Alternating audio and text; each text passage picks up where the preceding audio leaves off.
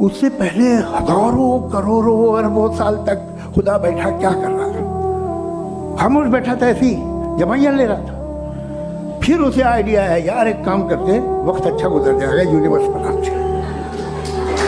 सोचिए,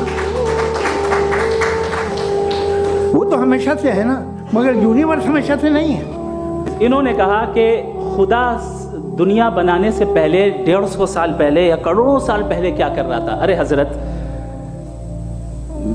चलें, बहरहाल मैं जवाब दे देता हूँ। आप हमारे रिस्पेक्टेड पर्सनालिटी हैं, अगर आप नहीं होते तो मैं ऐसे एंटरटेन ही नहीं करता। टाइम ये 100 साल पहले या 100 साल बाद, पहले बाद में अभी, ये वो अल्फाज हैं जिनका ताल्लुक टाइम से है। टाइम शुरू ही हुआ है यूनिवर्स की बिगिनिंग के बाद, तो उसके पहले खुदा क्या कर रहा था? सवाल इलॉजिकल है, ये फेलेसी है। यानी आप ये कह रहे हैं कि यूनिवर्स के बनने से पहले खुदा क्या कर रहा था? टाइम के बनने से पहले, पहले का ताल्लुक टाइम से, टाइम उस वक्त था ही नहीं, तो ये सवाल ही इनवैलिड है खुदा के ताल्लुक से।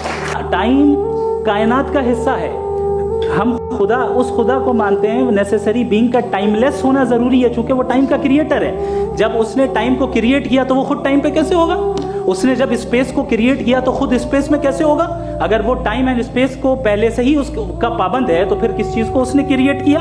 लिहाजा ये सवाल गलत है कि खुदा था तो टाइम होगा, बिल्कुल नहीं। टाइम के पाबंद हम है, खुदा नहीं है। हम फिजिकल वर्ल्ड से ताल्लुक रखते हैं, वो मेटाफिजिकल रियलिटी।